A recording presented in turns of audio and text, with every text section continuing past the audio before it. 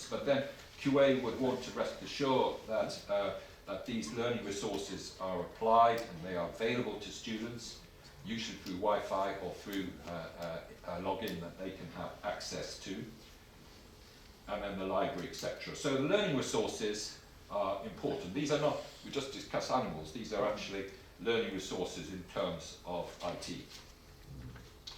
Standard 7, admission, progression and welfare. This is very much a QA business, definitely. So what is the quality assurance in terms of admission? How do people applying to vet schools in Spain or Portugal, how do they know what the criteria are? Are they published on the web? How are they published? Do they all know it? Do the schools know it?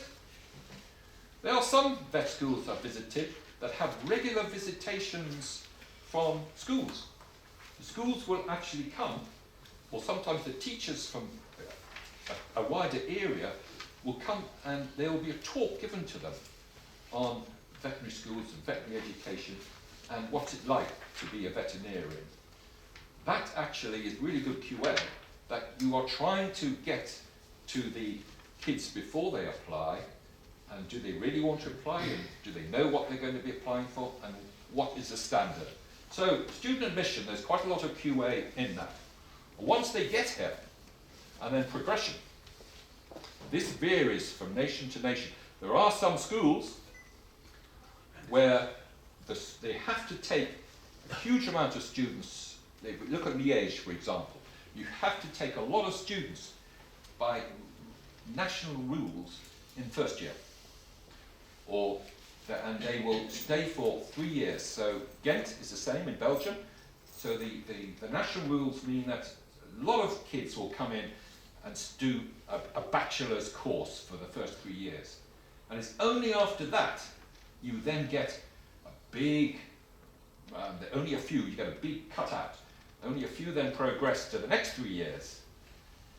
And other schools, like for instance in the French schools or in the UK schools, the cut-off is done very much at the first admissions.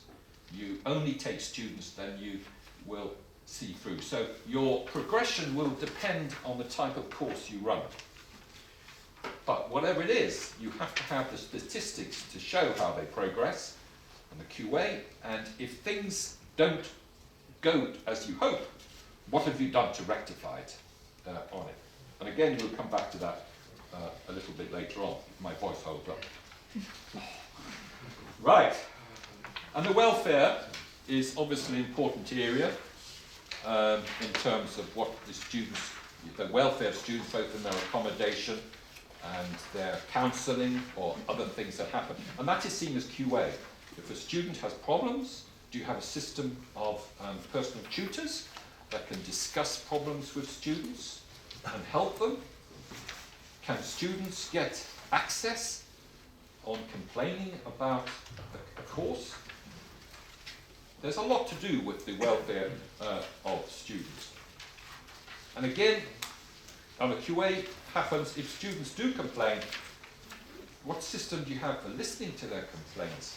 Listening to their appeals if they're not happy with something? Is there a clear system of dealing with that? That's definitely all QA on it. Student assessment. It says again, of course, students may appeal against their assessment, but on student assessment, QA, do the students fully aware of how you assess them, and the different ways of assessing them? Maybe a lot of MCQs, multiple choice questions, maybe a written exam. There are different ways, of course. But are the students aware of it? And do you keep records of it? And if a course suddenly has a big failure rate, why? And what are you doing to rectify it? Standard 9, academic and support staff. We talked about this in terms of training and providing help. Again, from a QA bit, what are you ensuring that the staff can teach and keep on teaching?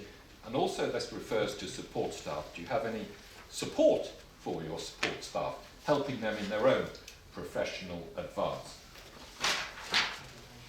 And then standard 10. Now QA doesn't really come into this, so I'll show you later. because research programs, continuing education, and PA postgraduate, etc., there is a little bit of QA we'll talk about later, but there's not really a lot of QA in that particular standard. Now, Standard 11, those of you, when you look at Standard 11 in the SOP, will notice straight away it's exactly the same as the standard in ESG. All it is that is a copy and paste. And not surprisingly, the only thing that's changed is that Pierre's put in establishments rather than institutes. So that's about the only word that has been changed. Otherwise, it's really a straight copy of the ESG.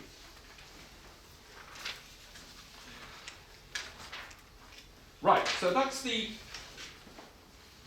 SOP and what you have into the 11 standards that those of you writing your SCRs will be going through, one after the other.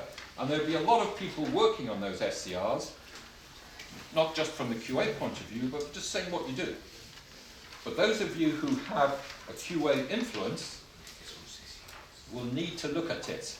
And as I go through the standards in a while where I'm concentrating more on the QA, those are the areas that I think you have to think about putting in. Whew, 11:30. Right. I'm just going to do a little bit more, then to be honest, I'm going to have a bit more of a break. Otherwise, I promise you my voice is going to go. And I think also you just need the break. I think it's better just to have a bit of fresh air or something. But let me just think about what the EasyVet team is that's going to be doing all this when you come. There are four coordinators for EasyVet. There's Pierre, who does a lot of them, myself, and as I say to you, Hans-Hendrik Dietz from Copenhagen and Melina from Romania. There's only four of us, and each team will have one of us on it.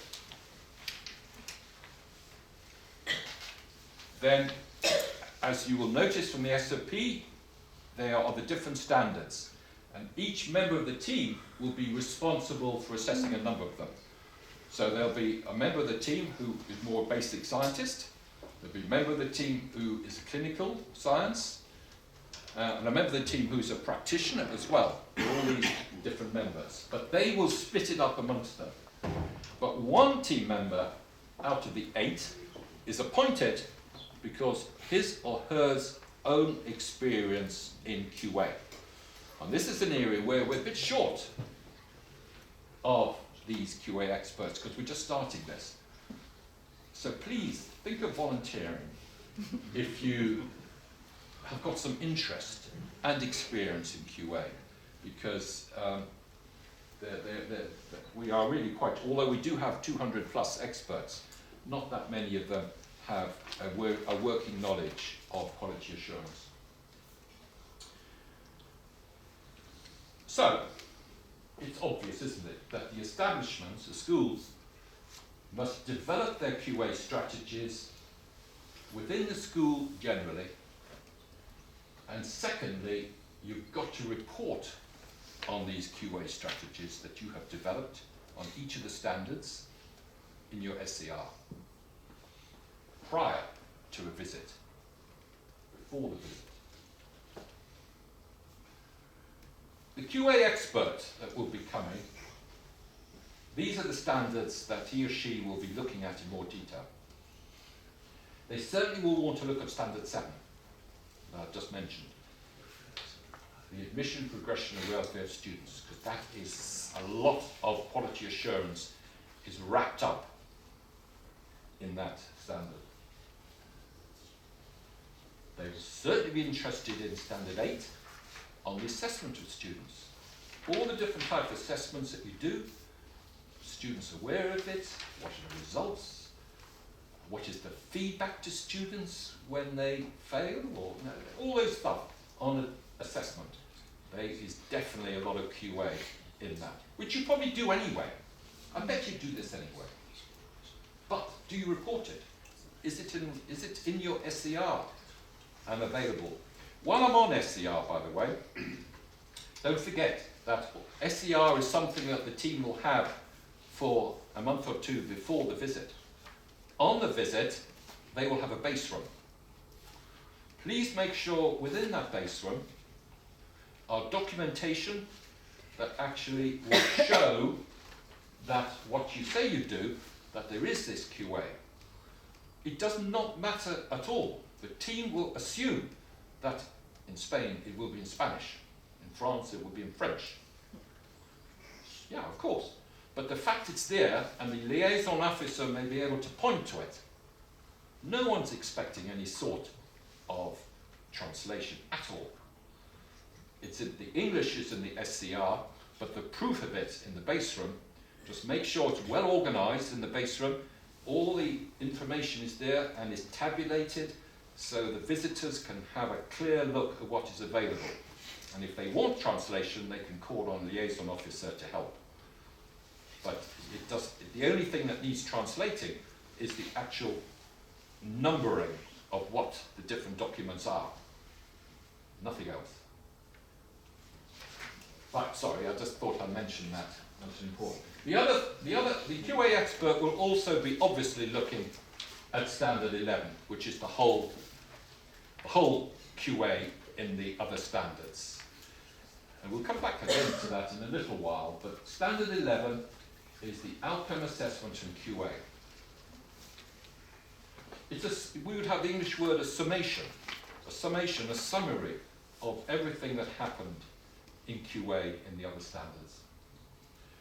Also, though, we expect the QA expert just to help, to have an input into the objectives and organisation, standard 1, as well as standard 3, general curriculum. They won't be responsible for writing those sections, but they will have an input. So you can begin to see, I hope, how that QA expert is working with the team. It's not working outside the team. He or she is working with the team. They will have their own responsibilities for writing some of the standards, but they also will be helping other members of the team. So it is a truly integrated program.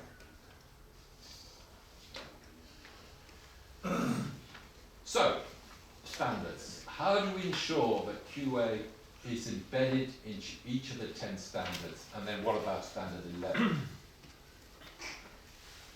The General Assembly and ExCom, they have told us, and we've been through it, that they expect ESG 2015, as we've seen, is embedded into the easy vet process.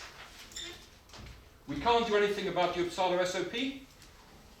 That was accepted by the General Assembly, and we work with it. We can't anything about it. So we have to incorporate.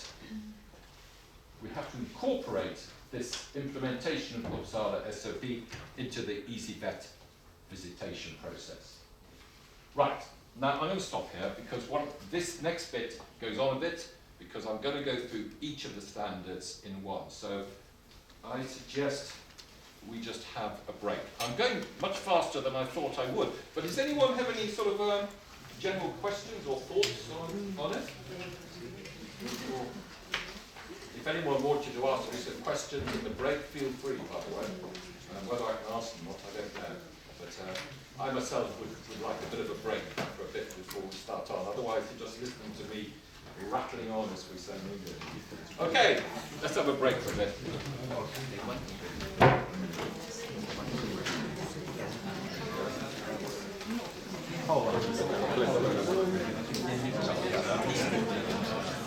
I may just go for this walk outside, I guess.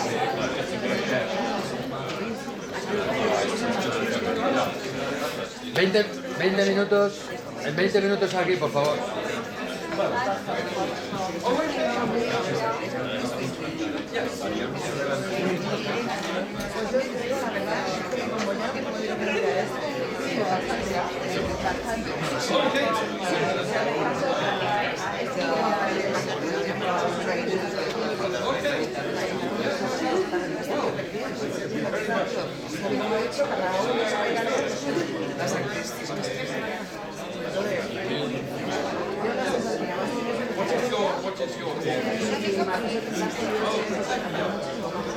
folios en total.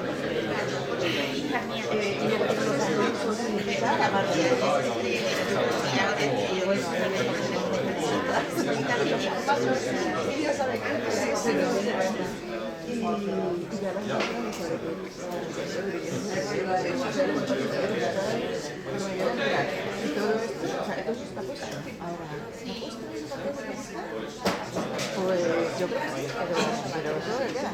Voy a hablar con mis chicos, a ver qué me dicen. Y esto está,